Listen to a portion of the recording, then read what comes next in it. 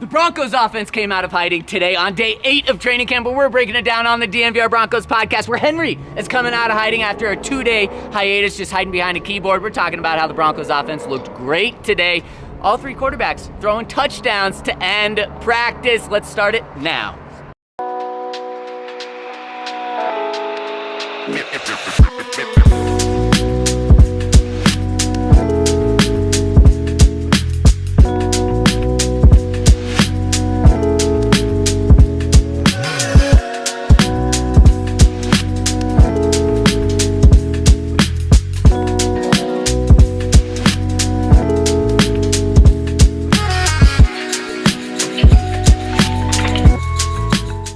Oh, baby, things are heating up with the Broncos offense. Just what everyone wants to hear. The Broncos offense starting to click a couple of days in a row. Not just Bo Nix, Jarrett Stidham, and Zac Wilson also getting a little bit of swag to their step now. And Henry, you know what the kids are saying these days? I have no idea. They're throwing the pill. They're throwing the pill. PJ Locke saying Bo Nix can throw that pill. And we're going to talk about it on the DNVR Broncos podcast, where we're, of course, live in the Toyota Lounge inside the DNVR Bar. And, of course, the Toyota Lounge is driven by your local automotive front range Toyota stores. Henry, you're out of hiding. What's going on? It's so freaking hot outside. I'm still just sweating. It's one of those where, like, I don't think I'm sunburned. I might actually be, but I've done such a good job with the sunscreen, but like you feel like you're burning the entire time because it's just so hot. Yep. It's at least we get Dasani waters out at Broncos training camp. So many Dasani waters. We were at Broncos Park, powered by Common Spirit, drinking Dasani Broncos waters. Well, and the thing is, like, you go up there with the fans and they get all these big Dasani waters. Media gets the little Dasani waters. Sending the message. Feel free to read into that. Well, there might be some reading into today. Actually, I don't think there's any reading into today. Sean Payton was very open and honest about what's going on with this Broncos quarterback competition. We will get to that. Ooh. But the story of the day, Bo Nix, once again, I think it's winning. Will Lutz. What?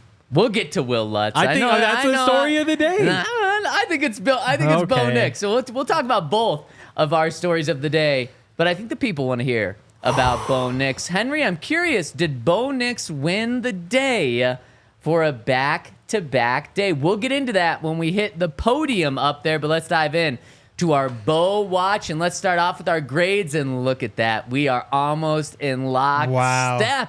Henry, the Toyota chat put the over-under for your score on Bo at 4.5. He blew that out of the water. Or did you blow that out of the water, or did he blow that out of the water? My scores are purely math-based. So people say that I think this or I think that. It's all just math. Nothing about my scores are math at all. Mine is watching football and then giving a score there. So I'm curious how yours are math-based. But for the people listening on the podcast side, Bo Nix from me gets a 7.5. That's the second best score he's got from me. And from Henry, he gets a 7.25, which is, I believe, the best score you've given Bo. I think you've gone up to a 7, but today takes him to a 7.25. So Henry and I are thinking this was a damn good day from Bo Nix.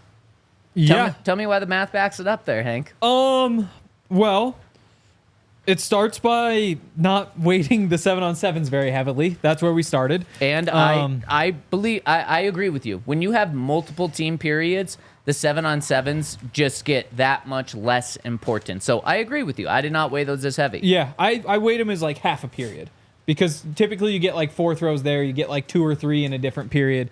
But yeah, the 7-on-7s, unfortunately, Bo did not complete a pass. Now, there's some bright sides there, like Troy Franklin almost had one that went through his hands in the end zone. His outstretched almost hands. Went through his hands. Absolutely went right through his hands. I said they went through his hands. You said almost went through I didn't say almost went through his hands. Check the tapes. Okay. I mean, it should have been a beautiful touchdown. Let's just talk about that play because that was like the most noteworthy play in 7-on-7. Yeah. Troy Franklin, what are they, 10 yards out? 15? 20 12. yards out? 12 yards out from the end zone, 7-on-7. So there's sorry. 18. 18, okay. Troy Franklin puts just a dirty move on a defender. It was a little slant and go. Yep, and Bo Nix hits him with the hezzy, I believe is what the kids would say these days. I don't know. Pump fake is what football terms would use. Hits him with the pump fake. The defender, I didn't see who it was. Did you? No. Totally bites on it. Then you said almost, Henry. Thanks, EL, in the Toyota chat. I did not say almost then to his hands. Troy goes straight into the back of the end zone. Nix puts one on a rope right to him over the shoulders where Troy would have caught the ball like with one step left in the back of the end zone, and it just goes literally right through his hands. Yeah, a little further apart.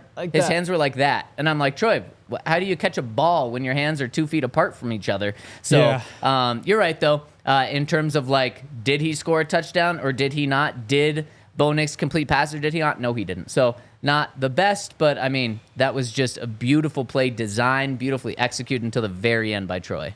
Yes. There was a let's see.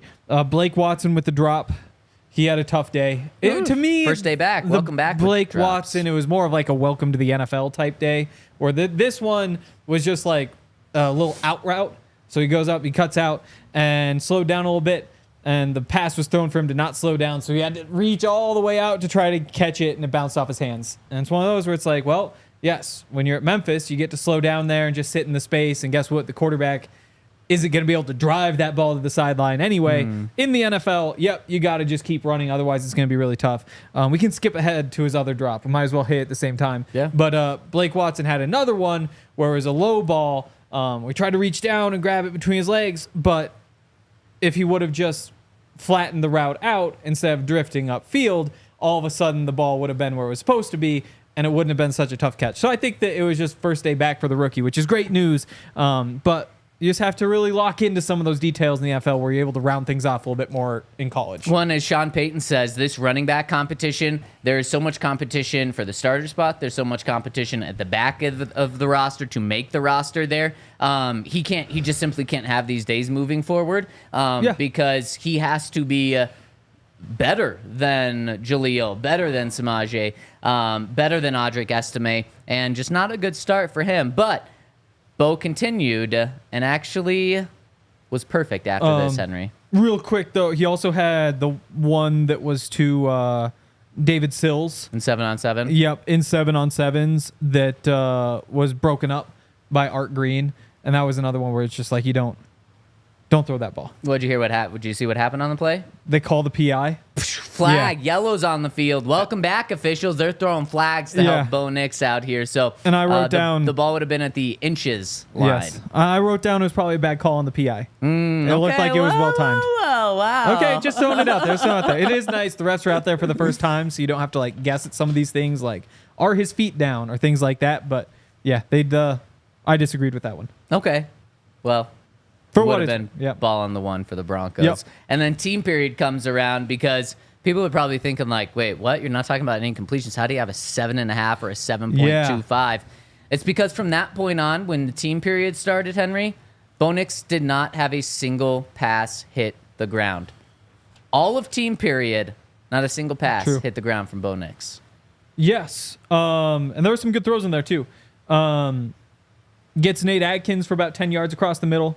Has Devon Vele in the back corner of the end zone with Quentin Newsom in coverage. Again, I know our friend Benjamin Albright didn't like how Bo performed today, and I was staying with him for parts of it. And so, like this one in particular, he was saying like, why did you put the ball up high when you could have just led him to the corner of the end zone where he would have been open? Something you see on tape a little bit too, kind of like he stops the receiver, jumps up. Again, like it's Devon Vele. He has the height advantage. You throw the jump ball over undrafted rookie corner. And it worked out. So I have no beef, but that's for the people who've been saying like, well, Ben Albright said it was a bad day. That's where he was at. And really quick, just since you brought it up, Benjamin Albright did tweet that Bo Nix had an interception. That happened in one-on-ones. One-on-ones are not real football. Like 7-on-7s aren't real football either, but at least there's some play design to it. One-on-ones is literally it's a quarterback and then a wide receiver and a cornerback, and they go up against each other, and it's just it's pitch and catch with a defensive player out there. Those aren't even close to real football. In my mind, those do not count at all. I track everything that happens in practice when it's actually football. So Henry's notes, I have them on my phone as well. I don't track those because those aren't real football. I do not count those interceptions as interceptions. So that's just something that I guess really Ben and the rest of the media disagree with, because I think the rest of the media doesn't count that as an interception. So you'll just have to make up your mind on if you want to count that or not. But that's why you'll see that discrepancy out there, that Bo had an interception today versus us saying he didn't, because I truly do not think he did not, or I don't think he did. No. Again, you just have to throw the ball to that receiver. Again, like there's sometimes viable, like when Jarrett Stidham misses a throw to an open slant and a one-on-one drill, you're like, yeah, well, that's not what you want to see. But for the most part, yeah, it's for the receivers and corners and not the quarterbacks. Right, exactly. And today, the tight ends and the safeties, yeah, and linebackers. And we'll get to that, but just talking about that Bailey play, it was in the red zone. Today was a red zone day, so we're going to be talking about a lot of red zone. And Bo Nix steps up in the pocket. I love how he manipulated the pocket, steps up and throws that lob. I actually thought it was a good pass. I thought the corner was in pretty sticky coverage, meaning I think he was going to run with Vele the entire time, no matter where the ball was placed. So this ball had to be placed high. And he threw it high to Vele. Vele made a great catch in the back of the end zone. So I would have given that a plus play from Bo, and it turned out to be a touchdown as well. Then the next team period, Bo Nix almost sacked, or would have been sacked by 53 coming off the right side, but there was offside, so it was a free play. And then Bo goes out and hits Jalen Virgil in the middle for about 10 yards. Then he had a quick out to Brandon Johnson, and then he hit Michael Bandy for about 20 yards in the middle of the field. That might have been Bo's most impressive throw because it just had so much zip. It was like a 20-yard in the middle of the field, and good catch. Beatty was open, but it was a dart in the middle of the field. Yeah, I think the bigger thing to me is that these were third down drills. Yeah, and so he converts all those third downs, which is what you want to see, except for the one where he was sacked. But that's not his fault. That's Frank Crum, and we get a lot of questions about, who's having a bit of a tough camp. And there was offsides too. Oh, okay. So yeah, I didn't see the flag. They threw the flag for the offsides as well. So that probably helped in getting that sack there. Yeah. And then the final period was red zone. Start at the 20, and it wasn't truly a move the ball situation, but every play they moved closer to the end zone. Started with a run. Then you had a really good run from Estime. Yeah. Really good run. They started at the 18. Yep. He might have scored on that. Like, it just depends on if he's breaking those tackles from the old DBs at the end, but he might have scored on that. Then Bo goes out and has a completion to Beatty for the right side for about 10 yards or so. Then he has a quick pass to Jaleel on a boot to the right, just an easy read, took what was given to him right there. You're giving me side I just had, that was another Chami sack. It was like a 50-50 sack, or does he get it off? Okay, fair. Yep. And then the very final play from like the 2-yard line, 1-yard line, 3-yard line, just a quick screen to Michael Bandy on the right side, and he runs in for the touchdown. So he finishes the day with a touchdown pass. There are a couple of touchdowns on the day for Bo, but for me, the biggest thing... So going back to the Jaleel one, so that one, so it's a play action, it's like a naked boot, so they leave and Chami unblocked. And they don't connect on the play action. Like, there's like a 3-yard separation between Jaleel and Nix on the fake handoff, and that's why, like, you want the end to bite on the fake. Yeah. But that's why he just comes totally free. And again, like, I had that on Jaleel for going too wide, but it's just kind of tough to tell. But that was just like a bad mesh on the play action that led to the sack. Fair. Then the other one is Bandy got hit at the one head on. I didn't think he got in. But again, that doesn't really matter for Bo. He's just throwing a screen. Yep. And so why I gave Bo, why I think this is one of his best days and was really impressed, not only did a single pass not hit the ground in team, which means he's 100% completion during real football drills. But on top of that, Bo just continues to show really good decision-making. He has 1 interception through the first 8 practices of training camp, which is incredible for anyone, especially a rookie. Credit to Zac Wilson and Jarrett Stidham also taking care of the ball. But Bo's decision-making today was great. Why, you say, okay, well, they had a couple touchdowns and not a single pass hit the ground. Why is it only a 7.5? Well, in order to get an 8, 9, a 10, you got to be going downfield and hitting on big plays as well, in my opinion. And Bo didn't do that, but I don't really hold that against him. He was still as efficient as you could get, making the right plays. And Henry, he's starting to stack days now. And I just continue to be more encouraged with Bo stacking days. And if he is anything like he's been this week, he will be the starter week 1. In fact, I think he's maybe fairly close to just winning this job flat out. Before I even thought, I thought originally the job was going to be decided after the second preseason game. If Bo Nix continues to go this way, he will be named the starter before that, in my opinion. If he keeps doing this, then yes. But again, that's more projection for sure. It's back-to-back good days. Before that, there's I gave him the 3.5. It's a C-. You want to see him keep having good days. And again, if he keeps having good days, he's going to win the job. If Jarrett Stidham keeps having good days, then he's going to be right there too. It is. We're probably halfway through this competition, I'd say, and I think my average grade would still have Stidham just a tick ahead, but the gap is closing. Yeah, and I think that will reflect it. And Henry, when we get to our podium after we talk about Jarrett Stidham and Zac Wilson's day, I want to give an update to where your overall grades stand and to where my overall grades stand to see where this competition is right now. But before we get into those grades, I want to give a shout out to our friends over at Red Hawk Roofing, where it is hot right now, but don't let that fool you. It's also hail season. This is the time where hail can happen, and you want to make sure that, 1, you're prepared for hail season, and 2, if hail season hits, you know the right roofers to contact because they are going to be flooded with people after a hailstorm, and you want to be the first one to call. And you can give our friends over at Red Hawk Roofing a call over at 720-771-8921 and make sure to tell them that DNVR sent you. You can also visit them at redhawkroofing.com. And the reason that you'd go to Red Hawk Roofing is they are huge DNVR supporters, meaning they've been in our family for a long time. So when you support them, you're supporting us and you're supporting someone that's part of this community.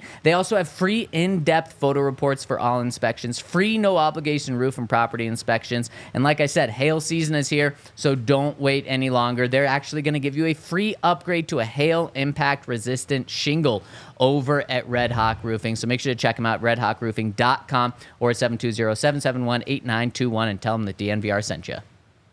Also, check out Bet365. There is, let's see, what's this boost? It isn't? Nope. What are you going for? Bet365? I believe that's the right read. It's Red Hawk Roofing. You're supposed to be talking about Breakfast Distillery. This is, what show is this? Yeah, I'm on show 4. Breakfast Distillery. I'm reading it right now. Well, then that's been changed since the week started. So, do you want to tell us about Breck Distillery then, Henry? So Breck Distillery is an awesome partner of ours. Get their start up there in Breckenridge, as you might know. Yeah, I mean, well, let's see, we haven't had one of these in a while. You can buy their products all over the state. They obviously have the whiskeys, the Broncos whiskey, the blue and the orange version last year with Terrell Davis and Rod Smith, I believe. Yeah. What else do we have to say about them, Zach? I mean, what whiskey is the whiskey, the Broncos whiskey, and the 2 different blends. You got to check them out. The blue and the orange. Yep, we love the 2 different blends.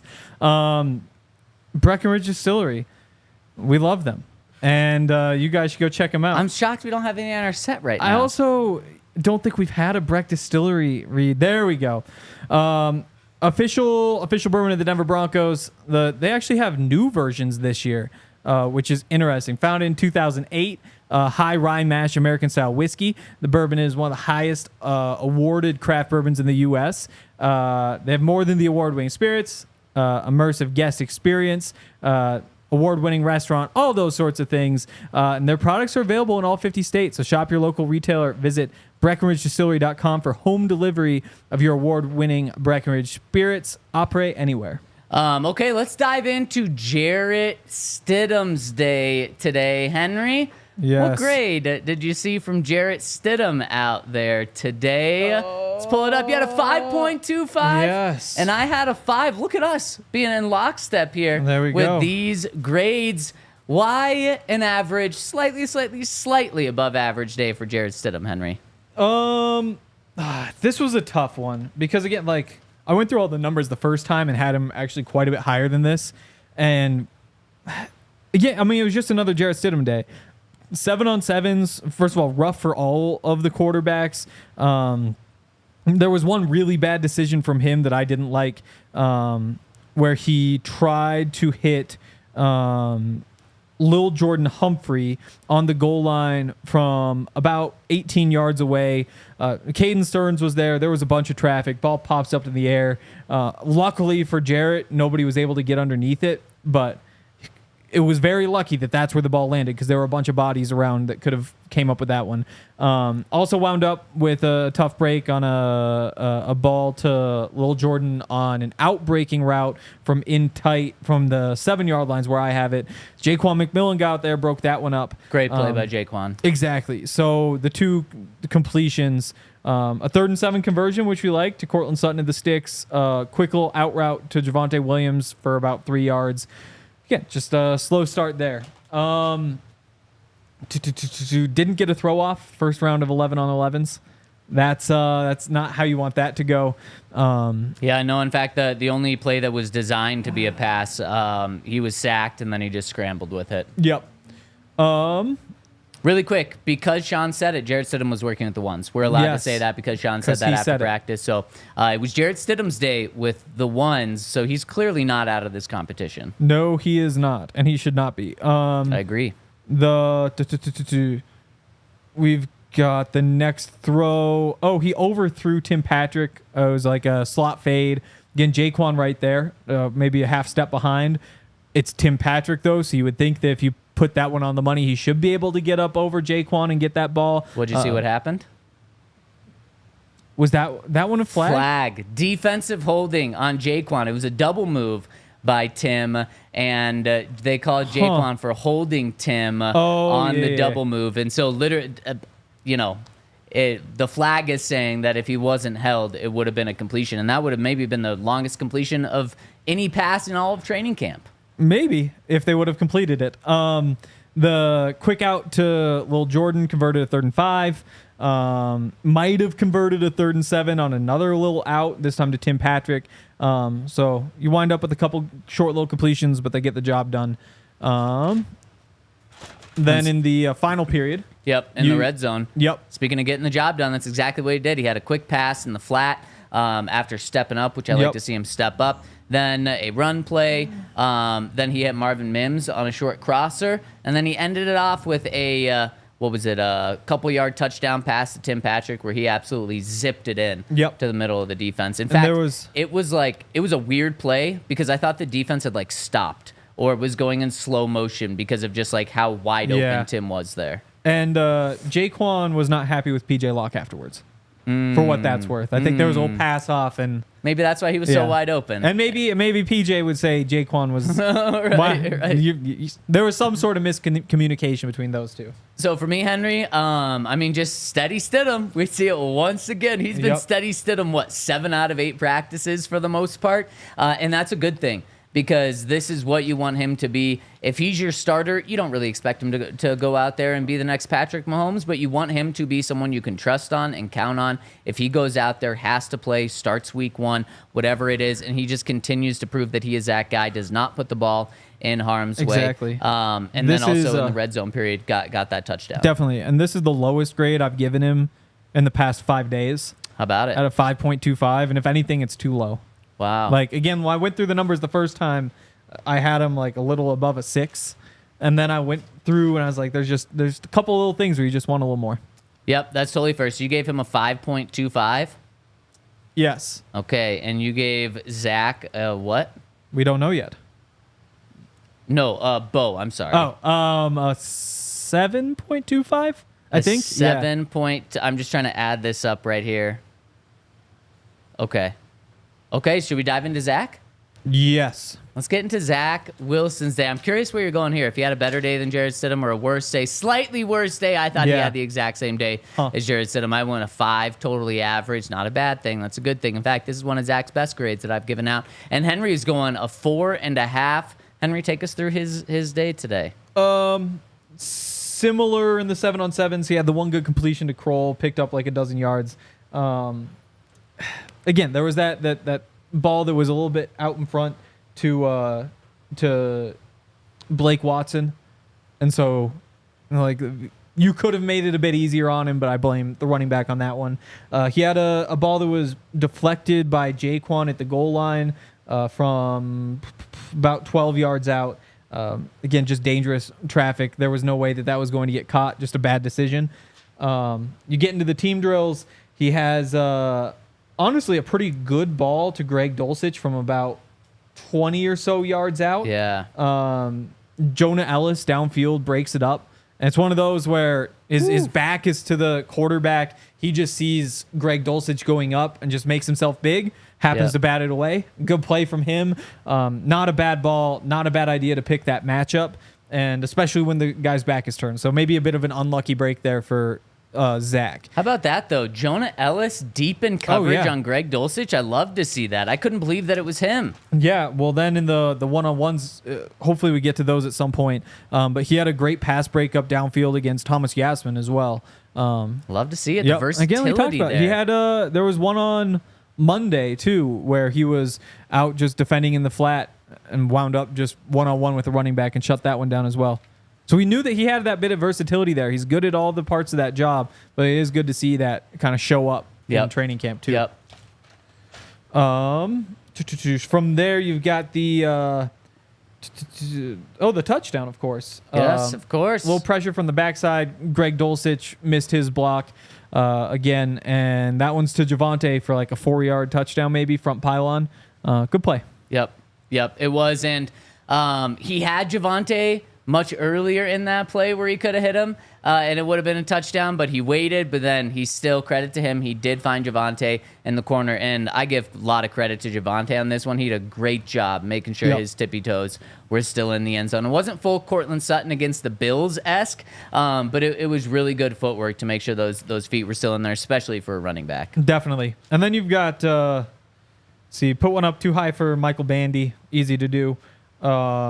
Hit a little curl for a first down to Lil Jordan in the middle of the field. Lil Jordan's having a great camp too. I don't think we've talked about him at all, but he's leveled up from last year, and he was an important piece last year. There's a lot of good receivers that aren't going to make the team, Henry.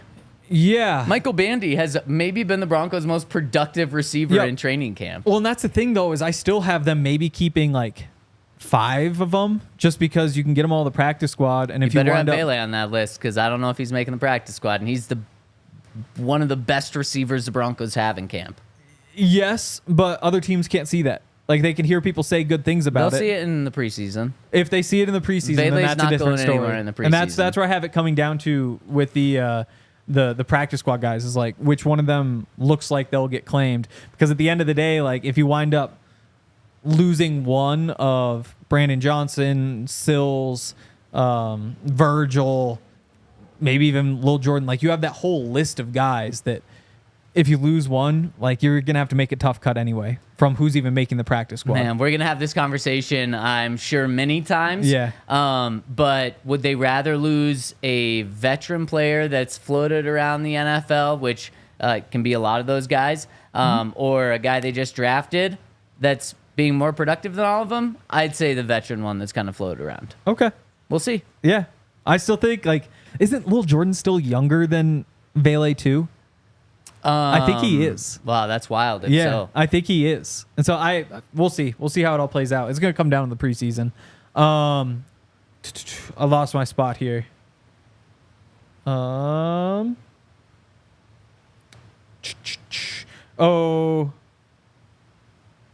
Where was I? I don't even know where we are now. Are we done with Zac? No, because he went deep to Jalen Virgil with Chris Abrams-Drain in coverage, got the one hand on it. We were talking to Mike Sanford afterward, and he said that Jalen was running with his hands up ready to catch the ball for like 5 steps, and that's why he was only able to reach out and get one hand on it. Yeah. And so maybe there's something there. Maybe. But, yeah, a little bit overthrown. Yep, just a little bit overthrown. Henry, are you done with Zac? I just want to make sure you get all your notes out there on him. There's the one, Dondre Tillman with the sack, but then after the sack, he throws the corner route to Jaleel McLaughlin, who like dives on the sideline, is able to make the catch. That was a great play. The ref said incomplete.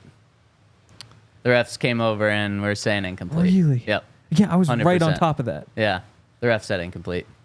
He must have been out of bounds then. I don't know what it was. Because he definitely caught the ball. I mean, we had the conversation in the group I was with. They were like, that'd probably be reviewed and maybe overturned. Yeah. But like the fact, just so you know, the ref said it was incomplete. Interesting. It was a Doesn't great, matter for Zach, it seemed though, like 'cause a it was great a catch sack. though before that. But yeah, you're right. Yes. It was a sack. But Henry, when we look at these grades, we just gave out 6 grades to these 3 quarterbacks. Yeah. Only one of them was below average, and it was slightly below average. This by far was the best day for the quarterbacks overall, collectively. When you combine the grades, when you combine what you saw, I mean, your sets. I had day 4 higher. Really? I think. Well, maybe. Overall? Yeah, I have an 8 written down for Bo, but that might have been a 7. I have Okay. 5.5s for the other 2. Oh, okay. So, I think in my yeah. grades it was the best. Yeah. One of the best. And this is what. Because that was the day Bo had the 3 touchdowns. Right. Yeah. And this is what we want to see. The other from- red zone day. Yeah, exactly. Yep, exactly. They're good in the red zone. And this is what you want to see from these quarterbacks is we knew realistically that it was not going to be hot out of the gate at the start. We knew that it was going to take a little bit of time. And now we're a week in. Day 8 of camp was today. And now they're really starting to put it together, especially Bo. This is when it becomes really encouraging. It's like, okay, now let's continue to stack these days. And speaking of stacking days, Kale, it's going to be no surprise, but let's pull up the podium standings. Bo Nix, the second day in a row. He is stacking these days. Do you have the medal count? Here we go. And our collective medal count, we've got Jarrett Stidham at 1 with 20, Bo Nix at 2 with 17, and Zac Wilson in 3rd with 10. And the way we're doing this is gold medals count as 3, silver medals count as 2, and bronze medals count as 1. But Henry, to get it just even more specific, I've added up both you and I's individual grades for these quarterbacks so far, and I think it gives a good idea of where we truly think this competition stands right now. And I want to hit those grades after I give a shout out, and I know this one's right. I want to give a shout out to our friends over at Shady Rays. Kale, hit that Shady Rays button, pull up those sunglasses, and look at those beauties. Broncos players could be wearing that almost under their helmets at practice because those ones are meant for athletics. Baseball players are wearing those. But of course, Henry, if you and I want to wear some Shady Rays, there's hundreds of pairs to choose from, and you got to be wearing Shady Rays if you go out to training camp sitting on that berm. It is hot, and you want your eyes protected, and you want to be able to see the action on the field, and Shady Rays is going to provide that. The great thing about Shady Rays, it's affordable without any discounts. The best thing about Shady Rays is they're going to give you 35% off on top of their great rates by using that code DNVR. What a great gift to give someone, too, because you're giving them, I mean, you can find a pair of sunglasses. You can find many pairs of sunglasses for any type of person because they have so many different pairs over at ShadyRays.com. So go to ShadyRays.com where over 300,000 people have given them 5-star reviews, and use that code DNVR over at ShadyRays.com. And shout out to True Fan Travel. We got a couple different packages going right now. The Broncos one is the one that you're probably more likely to want to go on. We're going to Tampa Bay for the game against the Buccaneers. It's going to be a party. We'll have Todd back. We'll be there. And the package comes with a 3-night stay at the Wyndham Grand Clearwater Beach, the True Fan Boat Party, a Q&A with Broncos alumni, all-inclusive tailgate party, round-trip transportation to the game, a game ticket to Broncos versus Buccaneers, and a whole bunch more. If you want to check that out, you can go to truefantravel.com. You just got to put the deposit down now if you want to join us. And they'll also have all the details. If you want, you can also make the trip to Nebraska for the Buffs game there in early September. You actually get a $50 discount if you wind up going twice. You get a loyalty discount. I like that. Yep. So head to truefantravel.com/trips. You can book your spot today. Be on the lookout for more road trips. Again, those are brought to you by True Fan Travel. Sign-ups for these road trips are live while spots last. What's going to be hotter, Nebraska in September or Tampa Bay in September? Tampa Bay. You think so? Absolutely. I don't know. Nebraska gets pretty damn hot, I think. Florida also gets pretty hot. That's got to be Florida. What are the dates? I think they're both at the exact same time. No, that's September 6th through 8th is Nebraska. Oh, okay. So even September 22nd. Okay, so a little later for Tampa. I'm gonna put my money on Lincoln. Lincoln Boom! gets Let's go. No way. Lincoln gets No way. hot, dude. Yes. No. Let's see if we I'll get the forecast. Henry's going to look up like average temperatures here and there. So, Henry, I said I have some grades to dish out 8 days through training camp. Yes. Wanted to kind of give a check-in on when things stand because, sometimes we view everything. We're looking at trees, right? Every day. Yes. Meaning we're just looking at the 1 day's practice. It's good to take a step back sometimes and look at the forest. So let's take a step back and look at this forest. Who do you think in your standings is 1, 2, and 3? How do you think it pans out? Stidham, Bo, Wilson.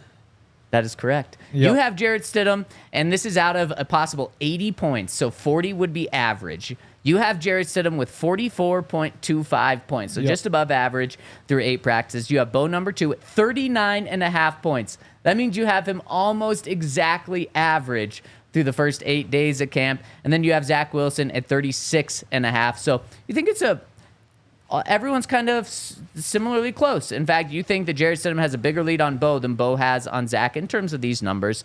I have a little different order, though, Henry. I've got Bo at 42.25 points as the number 1 in this competition. Then I've got Jarrett Stidham at 40.25, so very close between Bo and Jarrett, but Bo did take the lead today. And then I have Zac at 30.5. So according to my standings, how I've seen things 8 days through camp, I think Zac's kind of out of this competition.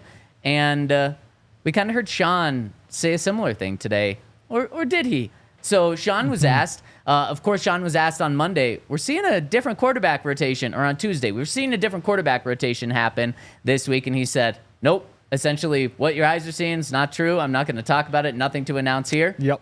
Well, Sean did have a little bit to announce today. Let's hear from Sean talking about the quarterbacks after practice. It's not etched in stone. When we talk about it at the beginning of the week, it's hard to rotate 3 through the first group. All 3 of them, I thought, had a good day today. We'll see how Saturday goes. Saturday, we're going to have a little bit more of a different type of practice. It's not going to be a scrimmage, but there's going to be like 3 phases, special teams mixed in, move the ball, if you will. And we haven't met on that relative to the reps in the rotation. And then Sunday, then we'll map out the plan for the week leading up to Indianapolis. So that's kind of where we're at. And then Sean also said that the Jarrett and Bo have got the first team reps this week, which we have seen. But like you said, it's not etched in stone. Exactly. But that's what we've been seeing out there. Yeah. Is Zac Wilson has not got first team reps this week, and I think that's because they're narrowing it down, and they're doing it in a way that leaves doors open, doesn't hurt anyone's feelings, but also they're doing it where Zac and Stidham are now competing for that starting job. Yeah, and I don't know if I've been on the show since this started. I don't think you have. Okay, but I've written this, and hopefully you guys have been reading the notes because that's where all the details are because we only get to so much during the show. But to me, Zac Wilson's out of the competition as of now, but you just can't announce that he's out because if you say that he's not going to be the starter, you can't go back to him. Like once you say he's done, then he's done. And if all of a sudden week 1 you say, actually it is Zac Wilson, then you just get made fun of on the internet. So while Zac Wilson's probably out of it, there's that 5% chance that, I don't know, like say Jarrett Stidham for some reason can't play week 1. We'll knock on wood when we say like he's hurt or something. Bo Nix doesn't look ready in the preseason. He's just throwing a bunch of picks. Like it's an unlikely scenario, but that's one where you would want to turn back to Zac Wilson. And if you say he's out, you can't be going back to him. So you have him work in the background. If something changes, if he looks great over the course of the next week and one of the other 2 struggles or both struggle, then maybe you do give him a couple more days with the ones. And that's why I think it's not etched in stone. But as we've seen, it's been pretty clear that he's the number 3 option. Seems like even when things are going well for him, it's maybe getting a little bit lucky or hitting a tight window that, maybe did he not realize it was so tight when he made the throw? And it doesn't mean it's absolutely over for him, but there's a very slim chance that he's going to wind up being the starter day 1. You're right about all of that, except it is absolutely over for Zac in terms of the starting job week 1. He's totally out of this. And I like that Sean made that move, 5 days into camp? He said, okay, We've seen all of OTAs. We've seen the first week of training camp. Let's make this move. Let's get Bo Nix and Jarrett Stidham more reps with the one so we can more best evaluate this quarterback competition. Zac Wilson has less than 1% chance of being the. He has 0% chance of being the starting quarterback. I mean, there's like the chaos scenario. Well, no, I mean there's injuries. Exactly. Touch wood, and but that's not part of this competition. That's not what these quarterbacks are being graded on. Injuries could happen at any position, and then you're talking, of course, the next guy up. So outside of injuries, Zac Wilson is done, and I don't expect him to get any more reps with the first team unless we're literally talking about like 2 reps in like an emergency situation, like they're practicing one of those. And so I like that the Broncos have made that move because having a quarterback competition is hard enough to get ready for a season. Having a 3-way quarterback competition is way too hard to get your team ready for that. So they have narrowed it down. Sean told us about it today. And I think that's really good news. Before we go further on the quarterbacks, PJ Locke said something that I think should make Broncos fans really excited about Bo Nix. He was asked about Bo Nix throwing the football. Like, what type of ball does he throw? And PJ Locke took a completely different direction in a great way for Bo. From your perspective as a safety, what kind of stress does Bo Nix put on you guys coverage-wise? Well, right now, man, what I noticed from Bo is he's a good look-off guy. He's really good looking off. Even in OTAs, I was like, man, I just cannot get a beat off of him because most time rookie quarterbacks, like, their first read, they're gonna look at it, and he'll look you off real quick, and he's trying. I think he studies the safeties, and he can tell like we're like super instinctive. We try to play games with him, so he tries to play games back. So that's what I noticed off rip, and he can throw the field. He can throw it. I love this. I love that so much, Henry, because that's such a veteran move, is to be looking guys off in the secondary. And the fact that that's already happening 1 week into training camp, I think shows that Bo is starting to get comfortable. And that is Bo's game. And that is what is going to take you from being successful in college to also making you successful in the NFL, is if you have those bags or those tricks in your bag. And clearly Bo has them already. Yeah. And again, like we saw it on tape. Like we knew that he could do that, but it is good to see that he's doing it now. Like it's part of everything going according to schedule. Like that's one of the perks of drafting Bo Nix, is that he has that strength to his game. Yep, 100%. So really good news on Bo, not just today, but this week. Broncos have pads on tomorrow, Henry. So we'll follow how it looks with pads on. If we're following a similar situation and similar rotation as it's been this week, Bo should be the starter again tomorrow. Yep. And then as Sean Payton mentioned in one of those answers we heard from him, the Broncos are going to have a little different of a practice on Saturday, and we're going to be there. We're going to be doing a show right after, so make sure to stay tuned to that, where we will break that down on maybe not a full scrimmage, but maybe a little bit of a scrimmage. But before we get into that, Henry, let's dive into other notes today. Where do you want to start? I mean, we touched on Blake Watson, but I think that that's part of a bigger conversation because, again, like we knew Jaleel McLaughlin couldn't really pass protect. We knew that Greg Dulcich can't really block. But I wrote about this yesterday, and when neither one of those guys can do anything, it really puts you in a bind. And it makes it really tough to move on from Samaje Perine because he's kind of that X factor. Because as it stands right now, on a third down, I don't think that you can have both of those guys on the field. Because if you're a defensive coordinator, you just blitz and you know that you're going to get pressure. It's just that simple. And so that's where Samaje fits in. Blake Watson is somebody you really need to step up and prove that he's capable of that. It was kind of interesting that I think, didn't Sean shout out Tyler Beatty today? Yep. Say he's kind of in that Joker mold. If he can pass protect, then all of a sudden things get interesting because you'll have no trouble getting to the practice squad. And if you need to bring him up to be that option, a guy who can block or go out into a route from the backfield, then you have something interesting there. But ideally, that's Blake Watson who steps up there. Slow start. It's his first day. I'm not too worried about it, but you need to see him pick it up from here. Yeah, and the reason I am not smashing the panic button, but I don't think I'm overreacting one practice in, is because he missed 7 practices. Now, that's not his fault. He was on the non-football injury list, but as an undrafted rookie, you're already starting behind anyways. And now you miss a full week of training camp. you're that much more behind. That's definitely big. And then you have a rough day to start. Like, Yeah. he really has to outperform these guys in order to make the team here, especially with just how deep of a running back room this is. And like I mentioned earlier, Sean said there's so much competition in the back end of this running back group. And it's very true. And Henry, whether you want to read into this or not, Sean, when talking about the deep running backs, gave a shout out to Javonte. He gave a shout out to Jaleel. He gave a shout out to the rookie, I believe is what he said, Audric Estime. Yeah. A shout out to Tyler Beatty. He didn't mention Samaje Perine. And right now, I do think he's the odd man out of this running back. And obviously Blake Watson as well. And Tyler Beatty as well, It potentially. just puts you in such a tough spot because It does. What do you even do on a third down in that case? But Jaleel hasn't proven, like last year, Jaleel wasn't good in pass protection. And that's one of the things But that that's Sean, why you had Samaje on the field. Well, but really quick, that's one of the reasons that's the number one thing Sean Payton said is the biggest transition for a rookie coming from college to the NFL was pass protection. We haven't seen that Jaleel isn't good at that anymore. We have. I disagree. I think You think we've had enough of a sample size in 3 padded practices to say that he is not improved? I don't think so. I think so. What, Monday he gets mauled by Singleton and gives up the sack, and then on Tuesday he leaves. Was that Darrell and Chami free to Bo Nix's blind side? Yeah. Remember that one? We would have got blown up like 2 sacks right there. We don't know if that was protection.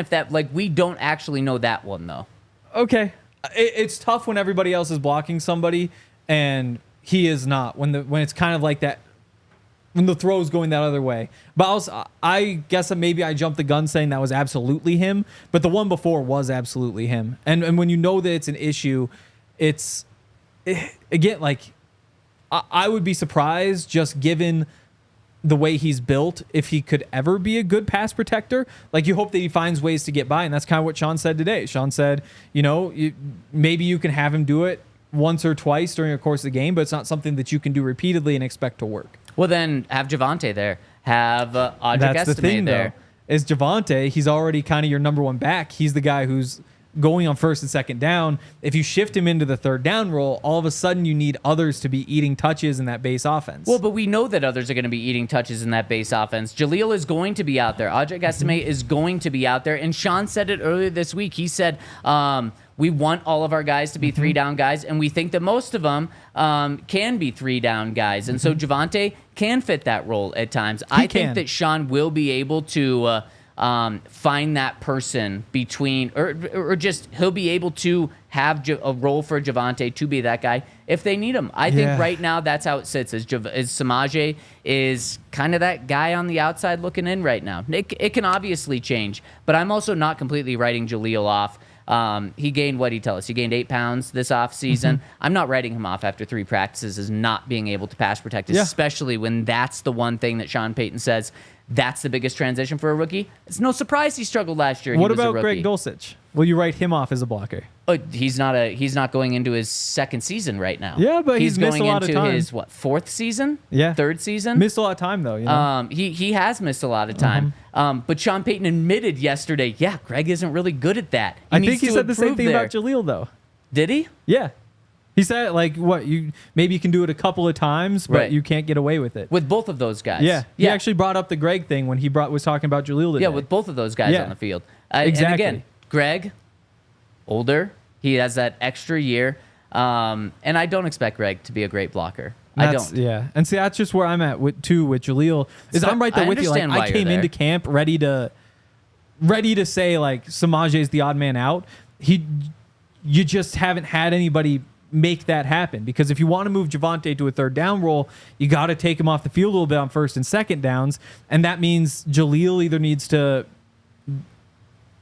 change from somebody who can only run outside the tackles or stretch runs to somebody who you can trust to at least keep him honest in the middle of the field, or you need Audric Estime to be somebody who can run to the outsides. And again, it's tough to say in practice, but both those things are maybe a little bit of upsets. Those are a bit of stretches to expect. Not that what we've seen so far. They're trying to use both of those guys in those different ways. They're trying to get Audric to the outside, and they are trying to use Jaleel in the middle. Yes, they're trying. But having seen like a week now, I don't think the results have been spectacular. I think Audric to the outside, you're starting to see more. Oh, I think we're seeing Jaleel up the middle a decent amount. But I think he's getting hit at the line of scrimmage every time. I can think of one run where it was well blocked and it looked like he was weaving. But outside of that, whenever he's been successful, it's been those tosses, those stretches. So then who on, because I'm making the case that I think Samaje is the odd man out. Who's the odd man out in your opinion? I think they keep those 4 and Watson's out. But again, that's why definitely think Watson's out. That's where Watson becomes the X factor of can he pass protect, and all of a sudden you have somebody who can be well rounded in that way and kind of open things up. I think you're asking for something way too much for Blake Watson, who's missed all this time, to now catch up and then also become a better pass blocker than what Javonte, or at least on that same level, and Jaleel. Yeah, no. But and that's why I think you have to keep Samaje. I understand what you're saying. I do. Because there's just nobody who can replace that except Javonte. That's very fair. And you need him to do so much already. You can't put that on his plate too. That's very fair. Yeah. All right, so a lot of competition at the running back position. What else stood out to you today, Henry? Because really quick, let's hit a couple of injury things. Quinn Bailey is absolutely out for the season. He fractured his, or he dislocated his ankle and fractured his fibula at the hospital last night. They put the dislocation back into place. He's going to have surgery next week. They are just, from what Sean said, they're going to put the fibula back in place and not do surgery on that. They are going to do surgery on the ankle to get it back there, but he's going to be out all season, officially put on IR. So the Broncos went out and signed a CSU Ram. They did. Can I get, there we go. Got a Ram in the house. Was hoping to be hyped for that. Broncos signed an offensive lineman from CSU, an undrafted rookie, to help replace Quinn. But as you mentioned, Frank Crum, not looking the best in terms of replacing him. Yeah, he's having a tough time. He had another tough day today. I think we don't need to dig too deep, but he is somebody we get a lot of questions about just because he's a Wyoming guy. He's local. But yesterday, Thomas Incoom got him over and over again. I think I had Incoom with at least 2 sacks on him. I think there was a third, but I didn't see exactly who he beat. And Jalen Allen got him 2 false starts. So it was a tough day yesterday. Again, you got him as a project, though. Because you remember, I think he was honorable mention All Mountain West this year. Maybe he got onto a second team. But before that, hadn't really gotten that nod. So a bit of a project. He's kind of taking the beating against some of these more experienced edge rushers, guys who've been around for a year now. So that stinks. Yeah, it does. In terms of the one-on-ones, though, again, I'll get through all these when I write all this up. So make sure to check out thednvr.com this evening. But there were some really good plays. Jaquan McMillan had a great pass breakup against Devon Bailey on a fade route. Damari Mathis had a great pass breakup against Michael Bandy on and out. I'm mostly focused on the defense just because offense should win when you have these. I think there was another one in the end zone where Riley Moss got little Jordan Humphrey on that quick little fade. Those are some of the big ones that stood out. Yeah, Jaquan having a really good camp. Tim Patrick had a great, it was an out route. Really set Pat Surtain up and then beat him to the outside. So good to see Tim get one against Pat. Yeah, definitely. And then also, you want to tell us about your guy, Will Lutz? Because we got some super chats, so let's round out Thieves' Notes before we talk to the people. So Will Lutz, can't say how many kicks, but we can say he was perfect. Wound up taking the last one from 66 yards, hits it with at least 2 or 3 yards to spare. I think 70, he might have been good, but I didn't really realize he had that in him. He tried the 66-yarder a couple days ago, too, and it was a little bit off to the right, and he couldn't tell if it had enough leg. It was probably hitting the crossbar and going one way or the other. Yep. Love to see that distance from Will. Yeah. Let's set the record here in the Mile High City. Yeah, wouldn't that be nice? Wouldn't be the first time. Cody Barton, he had a really good play getting in the backfield for a tackle for loss. Let's see if any of these numbers jump out. Dondre Tillman mentioned this, but He had the sack today. Jarrell and Chami had another sack. I thought Incoom had one too, but oh no, Incoom had one yesterday at least. he did. Well, I thought it was a 5-day sack streak for him. Woo! Didn't get broken But today. I'm not seeing it real quick. It might have. Chami actually had 2 sacks. We can leave it at that. Check out the notes for more because I'll have everything all sorted. Boom, check out the notes, thednvr.com. Before we get out of here, we got tons of people rocking and rolling with us today. Yes. Not that many likes. Hit us with a thumbs up to get those likes up. We appreciate you guys, and we really appreciate when you hit us with a thumbs up. Also, subscribe. Turn on alerts so you know exactly when we're going live. Like I've said, we try to go live as soon as we can after Broncos practice ends. Oh, we boy. got to do some press conferences right after. Then we record some videos, which are up over on YouTube, masterfully edited by the great Ryan Green, a CSU Yes. Ram. So we do those, and then we just get here as soon as we can. It's about a 30-minute drive, so it's not the quickest. So if you turn on those alerts, you'll know when we're going live right away. And let's hit these super chats. First one coming in from the Blind Swordsman says, I am happy Josh Reynolds is a Bronco. Yeah. I think he's going to become a fan favorite. Things obviously soured there at the end in his time with Detroit with how that NFC Championship game went. But I think people aren't just going to like his personality. I think people are going to love the type of player he is on the field. Gives me a lot of Tim Patrick vibes. Yeah, there's definitely some of that there. It was good to see him have the big day yesterday. Yeah. Because you kind of just been waiting for something to happen there. But when he's going up and making catches over those smaller DBs, that's what you really want to see. Pretty well-rounded, but not necessarily a guy who has a major strength. I think that's kind of been why throughout his career he's been seen more as that third, fourth type of receiver. And the Broncos are giving him a bigger role than he's ever had before. And I think even if they put Mims on the field a bunch, Tim Patrick on the field a bunch, he's probably going to see more snaps here in his worst case scenario than he's seen at any point in his career. And so for a guy who I think his career high is like 618, 628 receiving yards, something like that, he has a chance to blow that out of the water. And I think he's played in that Rams offense that's been really successful, that Lions offense that's been really successful.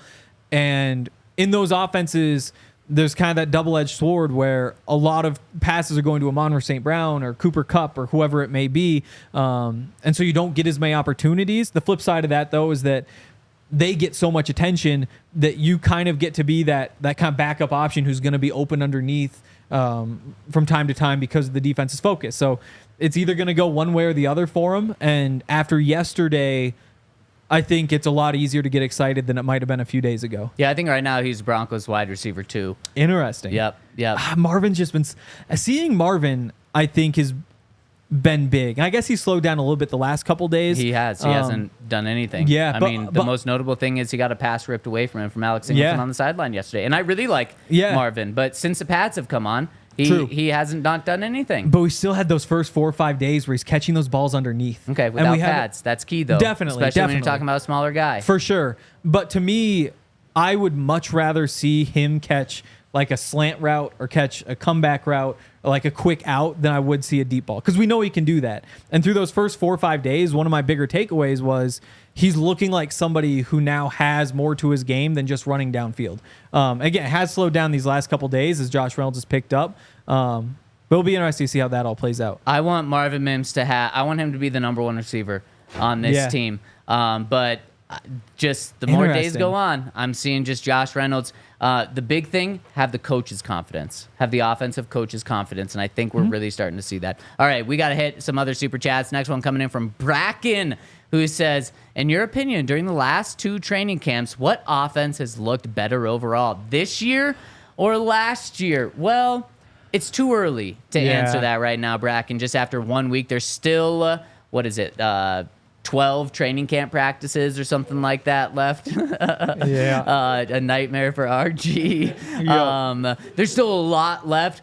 Drop us a comment in 2 weeks from now and ask, because what was last year? Russ came in and he got 3 out of 5. He was average like every single day but 1. So it was an average offense last year in training camp. There were no highs.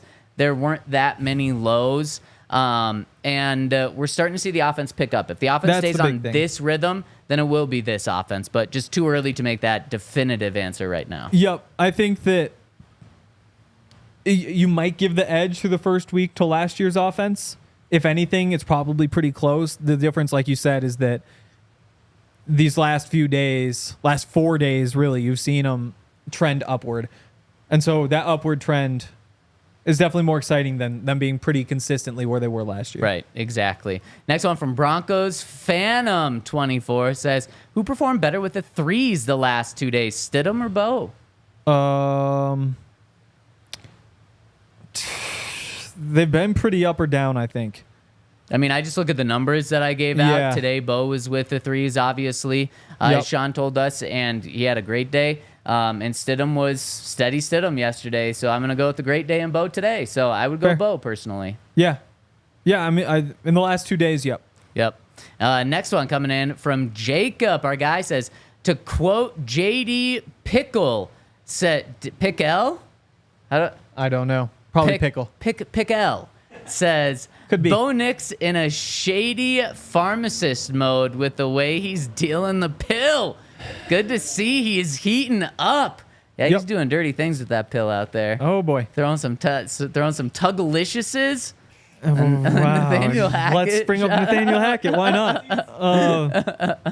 Yeah, definitely these last 2 days are what you want to see for sure. Yep, I agree. Just got to keep it going. That pill, man. That He's pill. just dealing that pill. Yep. And as Matt Dean rounds us out, says, hey, Hank, first time commenting. Been with you, Zach, and Ryan for the last few seasons now.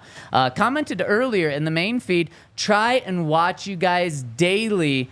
Think y'all do great work. Well, Go appreciate that. Broncos. Yes. Love that. Thank you so much, Matt. We really appreciate that, especially quarterback controversies. Quarterback competitions are a lot of fun to cover, but they also bring out a lot of anger in Oh, people. boy. So sometimes the Toyota chat is not a nice place to be. So we really That's the appreciate, internet. Matt, when you come in with a very kind message there, and also hit us with the super chat. Mm-hmm. Remember, we're doing our best to tell you what happens out of practice. Yes. We don't have an agenda. We're out there for today. It was literally 2.5 hours just of watching practice, Yes. which is awesome. It's a dream job. We love doing it, but we write down everything. Henry writes it down in his notebook. I write it down in my phone. We write down everything we see, and then we come here to bring it to you in 1 hour so that everyone can be caught up. So we don't have agendas. Yeah. You know, in fact, I think Henry and I have both been called Zac Wilson haters, Zac Oh, Wilson yeah. lovers, Bo Nix haters, Bo Nix lovers, Jarrett Stidham haters, Jarrett Stidham lovers. Just to show you, Yep. I think we've hit every single positive and negative on all three quarterbacks. So we're just saying how we see it, and we're going to be doing it tomorrow again on the DNVR Broncos podcast. Right around 90 minutes after the show ends, so similar time, or practice ends, so similar time today, right around 2 p.m. Denver time. Just hit us with a thumbs up on the way out. We really appreciate everyone tuning in, and have a terrific Thursday. Y'all silly like the mayor.